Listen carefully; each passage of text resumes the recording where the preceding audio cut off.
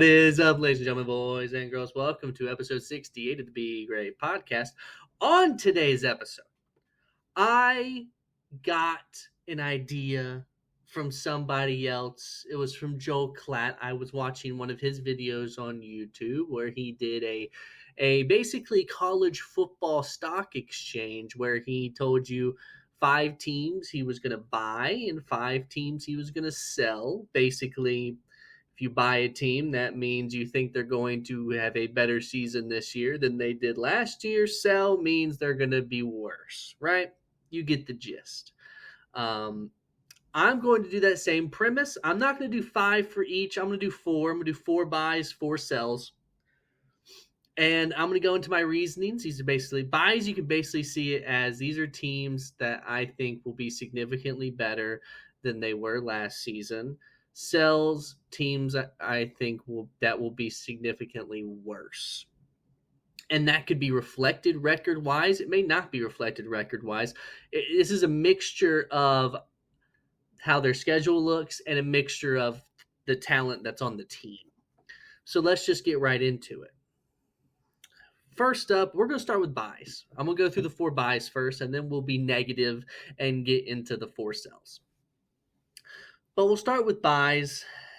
And if I'm going to start with buys, you know who I have to start with. It's the team that I have bought the most stock in since basically the new year, since January, and that's the LSU Tigers.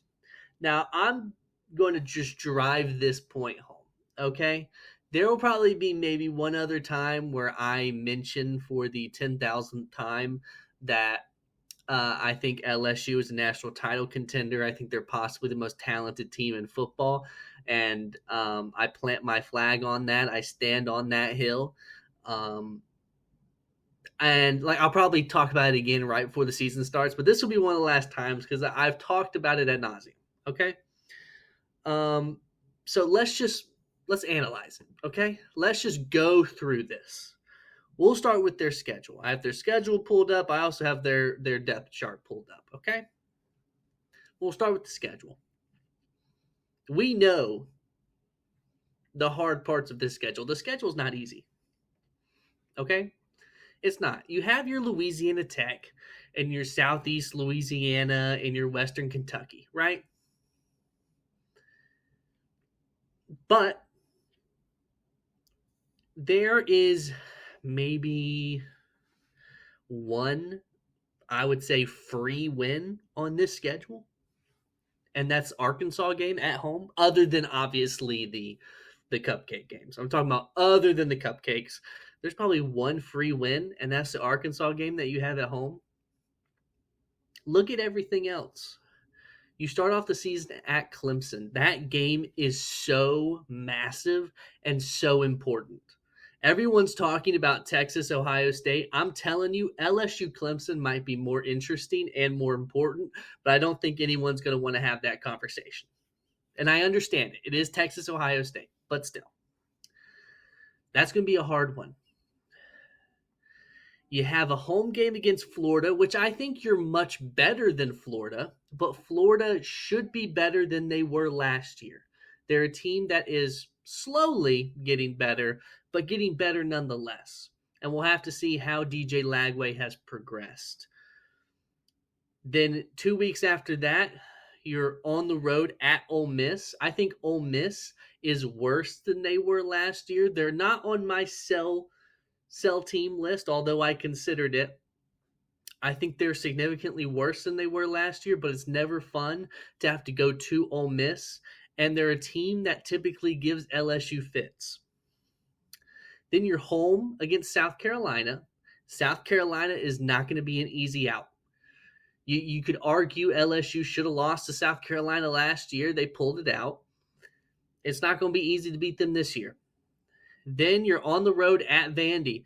I would love to say it's a free win, but we've seen what Diego Pavia and this new Vanderbilt team is able to pull off and accomplish. I can't say that's a free win anymore. Then you're home against Texas A&M, a team that LSU historically has struggled with ever since Texas A&M has joined the SEC. You have at Alabama, which speaks for itself, obviously. Then you have the Arkansas game, you have the Western Kentucky game. And then the last game of the season at Oklahoma, that's not a free win to me like it was last year. The addition of Jaden Ott, the addition of John Mateer, I think this Oklahoma defense every year is going to continue to get better and better under Venables, who's a defensive-minded head coach. And I worry for LSU if they get off to a bad start. That's what I worry, because you don't have many of these free wins on your schedule. You don't, compared to other teams. You know, you just don't. But I believe in this LSU roster, in this LSU team, for a number of reasons, and we'll get into their talent now. I think they have the best quarterback in the SEC in Garrett Nussmeier. That's not me saying that DJ Lagway, Lenore Sellers, Arch Manning can't potentially be better. They could be. But I think for this season, in a vacuum, isolated by itself, I believe Garrett Nussmeier is by far the best quarterback in the SEC. Okay. I think DJ Lagway and Lenore Sellers and Arch Manning have more potential, but DJ and Arch specifically, have quite a bit more time before they have to really reach that potential because they're younger, right? I think Garrett Nussmeier, his only competition as far as being the best quarterback in the SEC is Lenore Sellers, which I could understand if it's maybe debatable between the two, but I think it's Garrett Nussmeier. So I think you have the best quarterback in the SEC. You lost quite a bit of your offensive line. You lost 4 offensive linemen to the draft. Excuse me. But you did well at getting some portal guys, you know. So I think you can manage it. And also, LSU kind of historically has been pretty good at developing offensive linemen. And when Brian Kelly was at Notre Dame, he was very good at developing offensive linemen, as we know. So I'm not too worried about their offensive line, especially when they have that experienced quarterback in Garrett Nussmeier. Their wide receiver room is something that I think took a massive step forward. Obviously, they don't have Kyron Lacey anymore, but they brought in a Nick Anderson from Oklahoma, who's a really good player. They brought in Barian Brown, speedster from Kentucky. I think those were 2 amazing additions. They still have Aaron Anderson, who I think is a solid player. So I really like their wide receiver room. Okay, not to mention they also brought in Destin Hill from Florida State, but I think he's more just of a depth piece at this point. They brought in a tight end in Bauer Sharp from Oklahoma. I think he was their leading receiver, Oklahoma's leading receiver. So it's good to have that depth at the tight end position. I don't know who their starter is going to be. I don't know if he is going to be their starter. I would think he will be. I would think so, but I'm not 100% sure on that. But even if he's your backup, that's a really good backup. And then you go on the defensive side of the ball, and this is the thing that I think will make LSU a dangerous team. The past 2 seasons, 2 years ago, this defense was putrid. Last year, it was better, but still not good. It was mediocre at best. I have high hopes for this defense this year. Do I think they'll be a top 10 defense? No, but I don't think they'll have to be. I think they could be a top 30 defense. You bring in, and mainly it's because of the additions through the transfer portal that they brought in. You know, we know they'll still have Harold Perkins and they'll still have Whit Weeks, and that's great. That's great. But you bring in a Jack Pyburn out of Florida, who was really good with Florida last year. You bring in a Patrick Payton with Florida State, who has a lot of potential. You bring in Mansour Delane. I think that's how you say his first name, Mansour. I don't think it's Mansoir, right? Maybe it is. You bring in Delane from Virginia Tech, who I have talked glowingly about. He's a corner. You bring in AJ Halsey, who I'm pretty sure that he was from NC State, if I remember correctly, a safety. I've heard really good things about him. You bring in Jakeem Jackson for depth at your corner position out of Florida. I think he could play too. We'll see. Um, you bring in, who am I forgetting? There's someone. Sadir Mitchell. That's the one I was forgetting. A defensive tackle from Texas who I think has some potential as well. So I think you added a lot of good depth along with adding quite a few starters. I mean, almost half of this defense will probably be transfer people. And while you could argue, like, oh, but are they going to, do they have enough time to learn the system? When you could have had these veterans here who already knew the system, and how will the communication with the team be? How will the teamwork be and the chemistry and all that? Well, you know what you were doing before wasn't working. What you've been doing the past 2 years on defense hasn't been working. So I don't know how it could be much worse. And I have faith in this LSU team. I really do. The next team we will talk about will be the North Carolina Tar Heels. And this might be a surprise that I'm talking about this team, but it's for a mixture of reasons. I think Bill Belichick, do I think he'll take North Carolina to a national championship or anything like that? No. But I think he'll be good enough to make North Carolina relevant again in football. That's what I think. And that honestly might be enough for North Carolina and their fans. I mean, last season wasn't good. You lost to UConn in a bowl game. I mean, it wasn't good. This year, I think you have a favorable schedule mixed with Bill Belichick in there, brought in a ton of transfer portal guys. So I like North Carolina. I think the first game of the season, very interesting against TCU. I think that's a fascinating game that I'll be really. I think it's a really good test to see where our expectations for North Carolina should be. Then you get two easy games, Charlotte and Richmond. Then you get UCF, which will be interesting, but I think you're the better team. Then you get Clemson. That'll be difficult, and you'll probably lose. Cal, I think you're a better team than Cal because Cal lost a ton. I also considered putting them in the cell, but I don't think we were that high on them in the first place. Because Cal lost a lot in the transfer portal, lost their quarterback, and lost it felt like 5 running backs. But the only reason why I hesitate on saying you'll beat Cal is because you do have to travel all the way across the country to play them, but you do have a bye week in between, so that will help. You get Virginia at home. Virginia is terrible. You got to go to Syracuse. I think Syracuse, man, it's hard to say. I think Syracuse could be worse than they were last year, but I don't know. I still think Syracuse is better than North Carolina. Stanford, you get them at home. That's a win. They're terrible. Wake Forest, I don't care. It's at Wake Forest. They're terrible. Then you get Duke. Duke is an interesting one because of the addition of Darian Mensah. So we'll kind of have to see what Duke's looking like. But I think North Carolina I think you can win that, especially with you being at home. And then you get NC State. Again, they're one that's hard to predict. They're very up and down.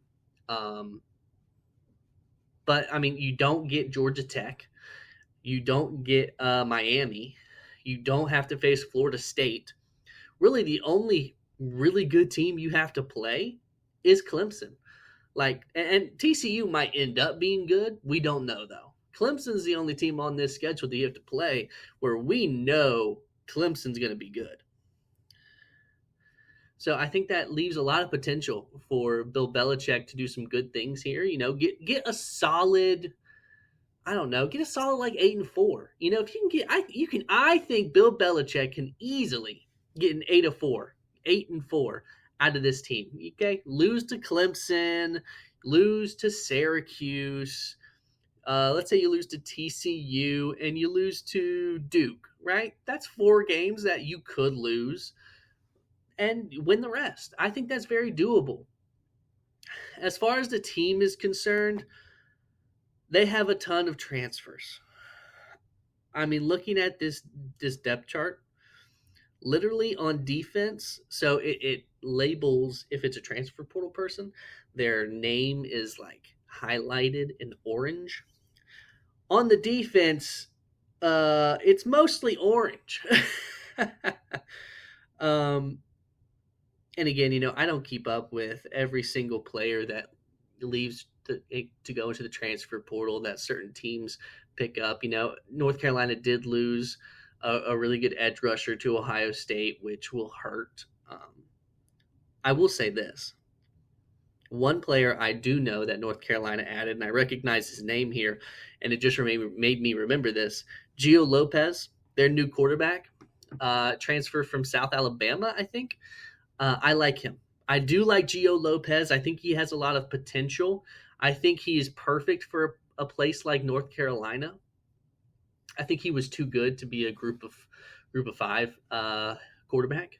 But I think he's perfect for a place like North Carolina, and I think we could really see him flash and do a lot of good things at North Carolina. That's my opinion. So yeah, I'm high on North Carolina. I'm buying North Carolina. I guess I should say that going in to next season. The next team, the third team I want to talk about is Texas Tech, a team I have mentioned before. Obviously, a lot of people are high on Texas Tech this year. A lot of people buying the Texas Tech stock. A team also heavy in the transfer portal. Team who is spending a lot of money nowadays to try and improve their team, which I like to see.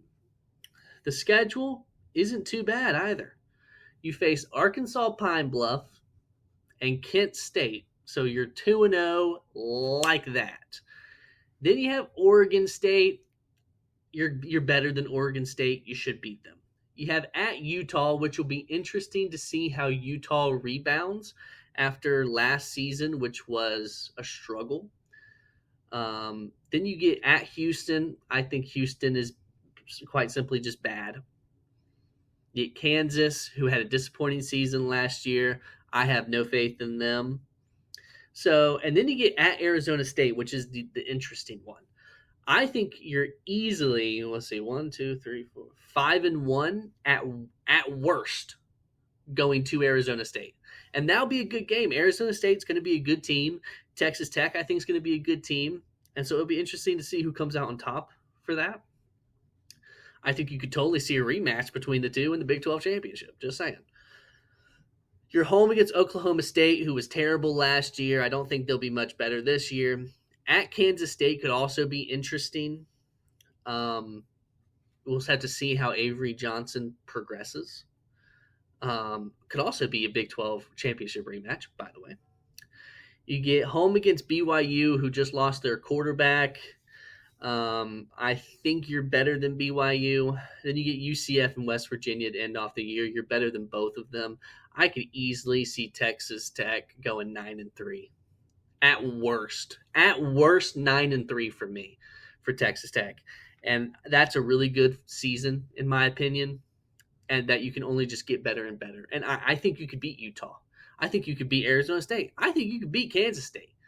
There's a world where I see Texas Tech being 12-0. There's a world. As far as the roster is concerned, as I said, there's a lot of transfer portal. Their quarterback will be the same, a redshirt senior. How do you say that first name? Is it Barron? I don't know. It doesn't matter, though. It doesn't matter how you say their first name. The defense is specifically where they got a ton of transfers. They got David Bailey out of Stanford. That's one that I really liked that Texas Tech got. Lee Hunter as well from UCF, not USF. Lee Hunter from UCF. I almost messed up again. I think he has a lot of potential. Romello Height from Georgia Tech, a lot of potential there as well. I really like what they did on that defensive line because, look, these games are won in the trenches.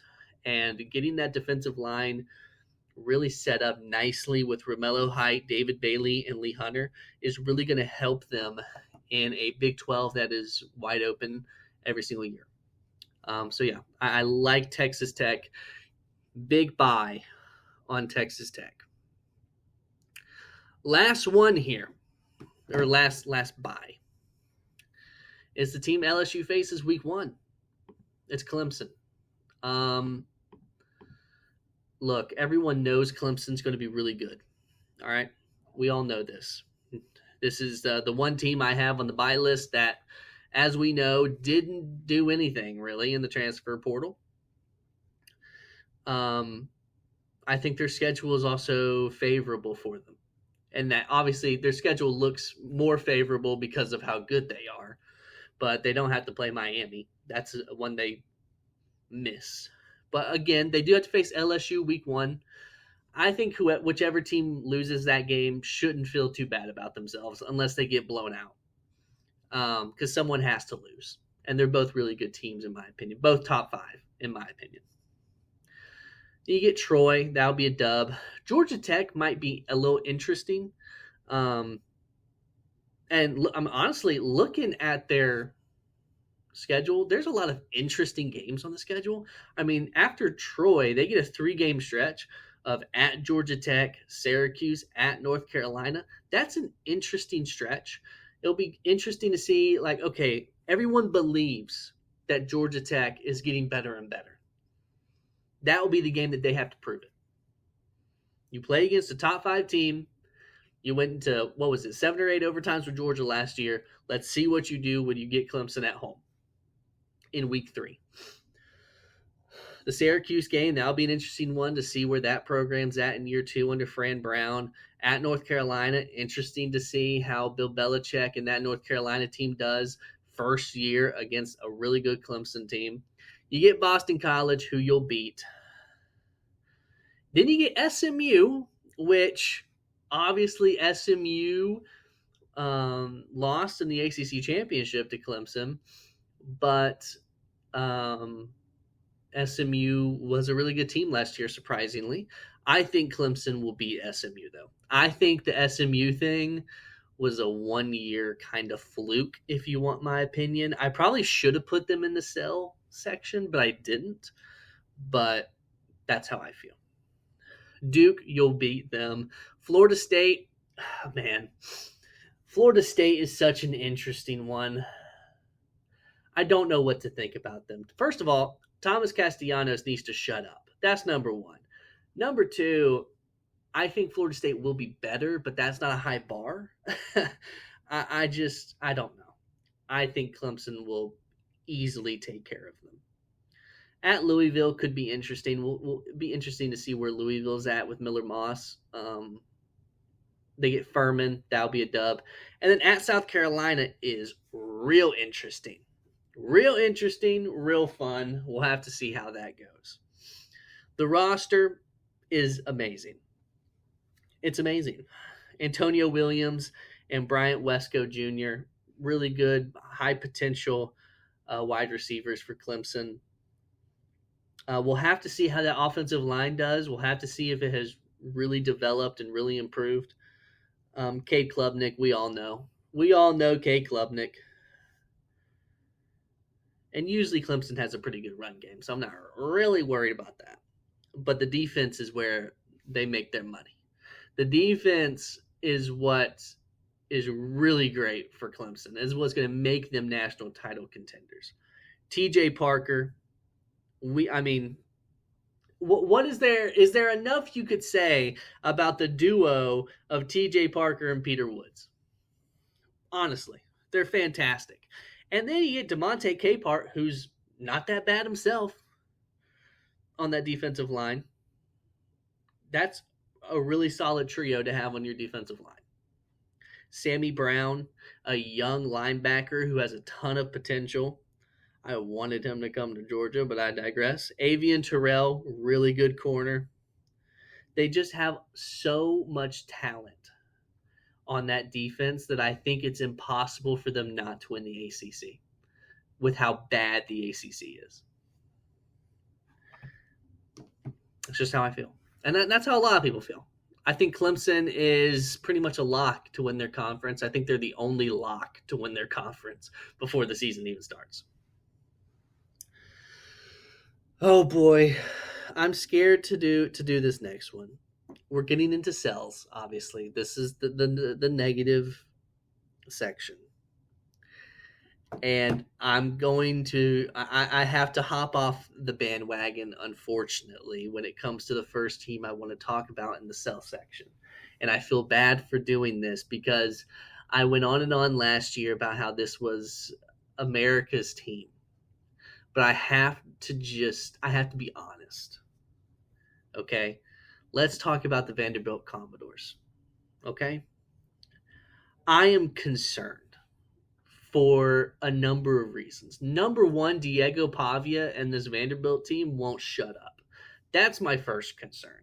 You're acting like Diego Pavia said that they're going to win a national championship, and like I understand you want to have confidence, but there's difference between confidence and just pure delusion.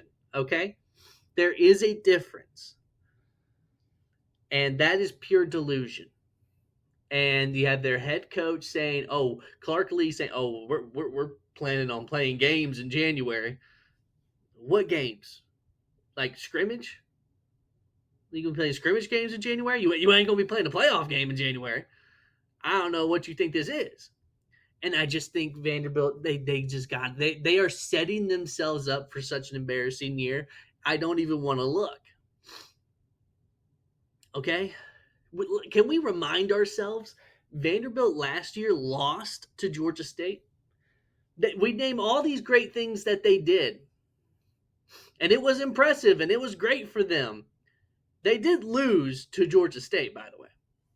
Just a reminder, a team who they have to play again this year. Not to mention, in this in the first 5 games of the season, they get 3 cupcakes in Charleston Southern, Georgia State, and Utah State. First of all, if you're talking like you've been talking, you better not even come close to losing either one of those 3. You better not. Because here's the thing as well. Sandwiched in between those 3, you have an away game against Virginia Tech. And I personally don't love your chances. And an away game against South Carolina, where I really don't like your chances. And then guess what? Once you get past the back-to-back Georgia State, Utah State, little beautiful, nice, yummy cupcake, guess what you get after that? Back-to-back away game against Alabama, home game against LSU. Annihilated, especially considering Alabama is going to want to beat you by 60. That is the problem. And it's a big problem. And then you get LSU right after that. And then you get Missouri right after that. And then you get Texas right after that. And then you get Auburn, who's going to be significantly better after that. Then you get Kentucky. I think you can beat Kentucky. They're not good.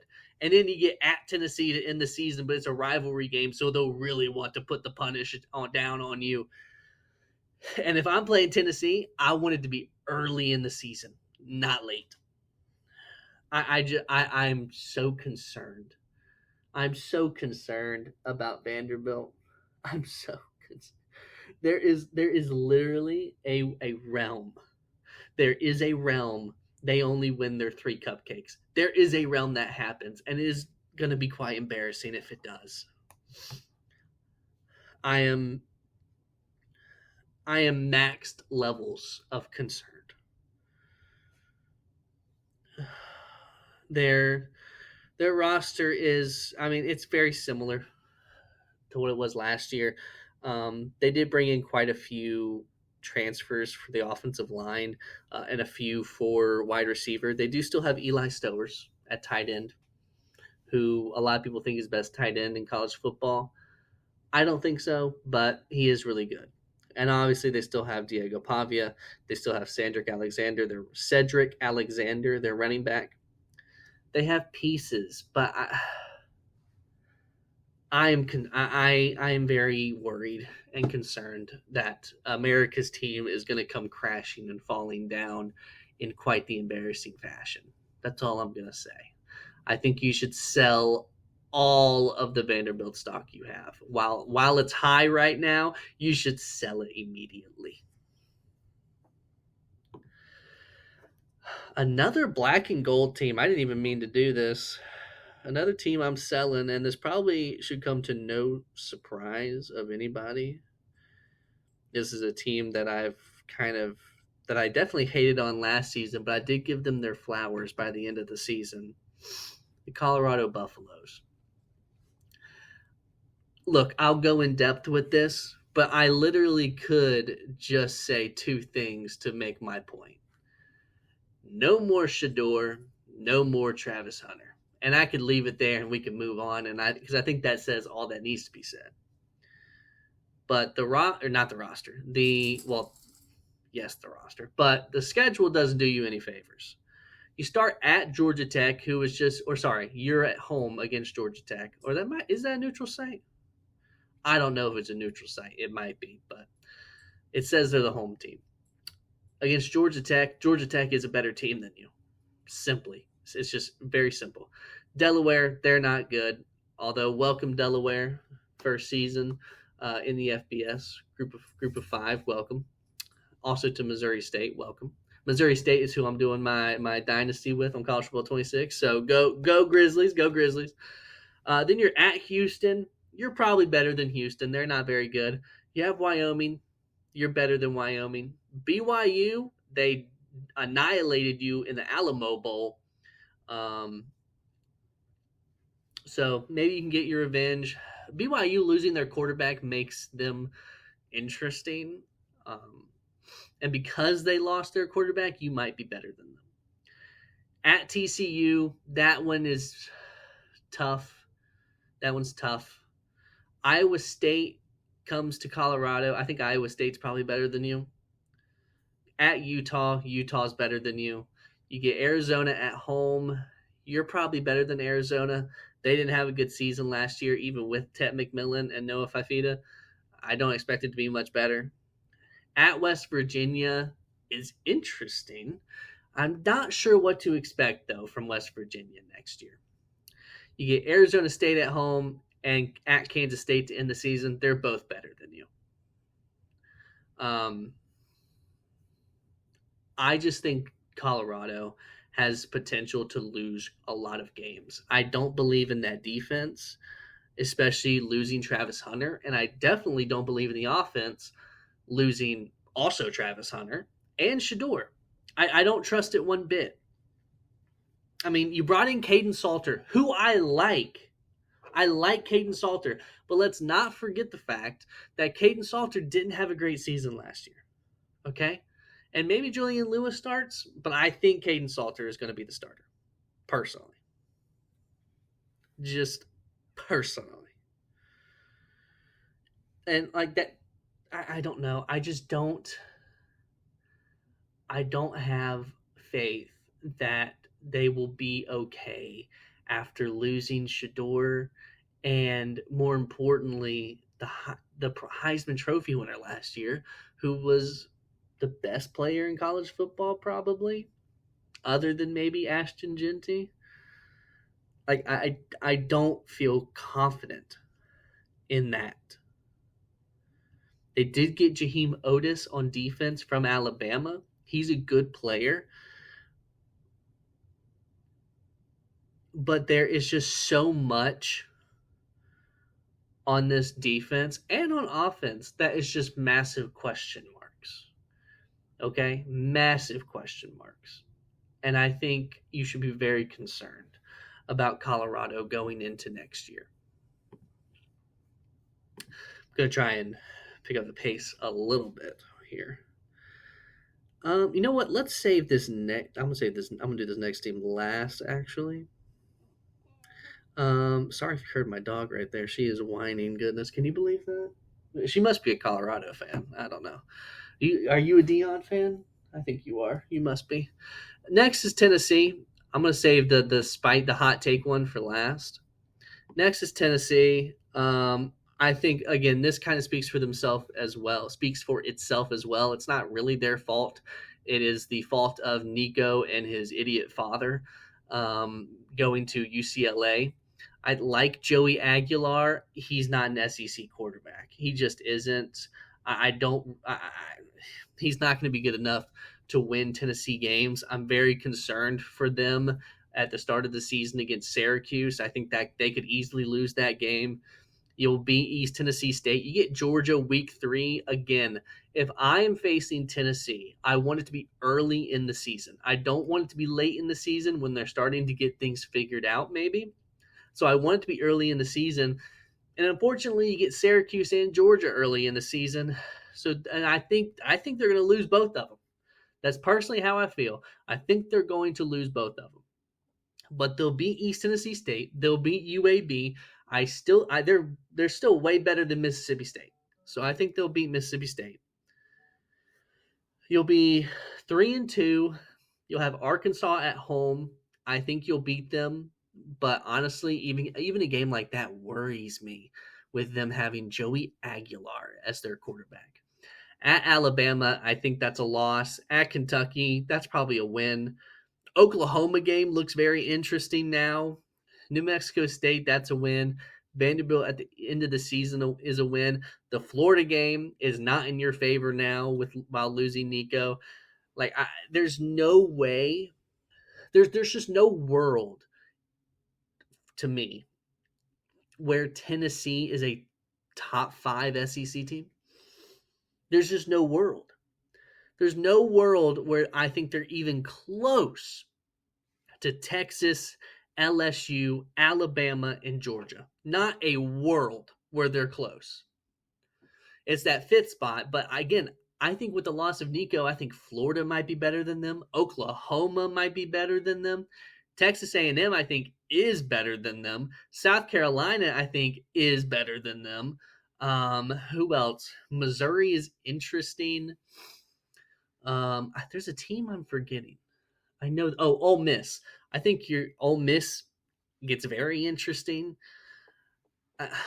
There's a lot of concerns for Tennessee. And look, their fans are delusional. So obviously, right when Nico left, it was, oh, we didn't like Nico anyways. He wasn't that good. He was honestly the problem.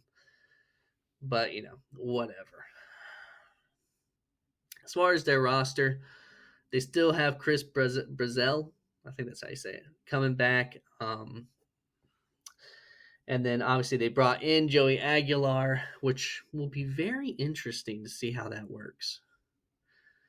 Defensively, they didn't do much transfer portal wise. Obviously, the standout is Jermod McCoy. He's expected to be really high draft pick in the 2026 NFL draft. Really good corner. But Tennessee just doesn't inspire me. They just don't inspire me. They never have and probably never will because that's just who they are. They're not Rocky Top. I call them Rocky Flop for a multitude of reasons. But yeah, I just think Tennessee is entirely uninspiring. But lastly, this is going to shock people. But the more I think about it, the more I am increasingly getting concerned about the Oregon Ducks. And I'll tell you why. First of all, the Evan Stewart injury is extremely problematic. Extremely problematic. Number 2, I am not sure Dante Moore is going to be even good at quarterback for them. Now, look, I trust Dan Lanning, and what he's able to do recruiting wise, transfer portal wise. So the fact that he really didn't bring anyone in to replace Dante maybe tells me that, okay, he has seen something that makes him trust Dante. But I sure don't. I mean, when he was at UCLA, it was pick six after pick six. I think he actually just threw another one. I like the addition of Mekhi Hughes as their running back. He's from transfer from Tulane. I like that move. He's a really good running back. I love, as I've mentioned numerous times, the addition of Isaiah World. I think he's one of the best tackles in the nation, even when he was at Nevada. I think that guy's gonna be a star on the NFL level. So maybe if your plan is to lean on your run game and be more of a balanced team, then okay, maybe we can talk. But I don't know. The Evan Stewart injury really concerns me. You brought in Bear Alexander, who's a really good defensive tackle. You brought in Dylan Thieneman, which was a tremendous move to bring in him from Purdue to play safety. That was a brilliant move. But the quarterback position, the most important position on the field, is worrisome to me, especially with the loss of Evan Stewart. It's very concerning. The schedule isn't that hard. The schedule is not that hard. You get Montana State, dub. Oklahoma State, dub. Northwestern, dub. Oregon State, dub. You're 4-0. Going at Penn State. I have said numerous times my feelings on Penn State. I'm going to try not to reiterate that and go on a tangent again about them. Believe it or not, I like Penn State, but you probably don't believe me. I just hate Drew Aller. Sorry, I said his name. I should have said that his name should be on probation on this podcast, but it's whatever. I think Indiana's a fraud. You'll beat them. Rutgers, win. Wisconsin, win. Iowa, win. Minnesota, win. USC, I guess we'll see how good they are. Washington, I think, is a team that is going to be significantly better this upcoming year than they were last year. So that one could be interesting. But my whole thing with making this prediction that you should sell your Oregon stock is that I think talent-wise, I think they're worse overall. And I think it might be significantly. The quarterback position, I just can't. Look, if they still had Evan Stewart, I would not be talking about them. I wouldn't be. But the loss of him and the Dante Moore thing, I can't get over it. The more I think about it, the more I just can't get over it. It's concerning. And I could be wrong. We'll see. But those are my 4 buys. Those are my 4 sells. Again, my buys were LSU, Texas Tech, Clemson, North Carolina. My sells were Tennessee, Vanderbilt, Colorado, and Oregon. Let me know your thoughts. I'll have another episode next week. We'll see what it is. I'm starting to want to, we're lucky Joel Klatt gave me the idea that he gave me, or this was just going to be probably an hour-long rant sesh about all these stupid Big 12 and ACC coaches at their stupid media days. Driving me insane. But Joel Klatt saved us from that. Maybe that'll be next week, though. We'll see. I hope everyone has an amazing day. Do not forget to go out there and be great.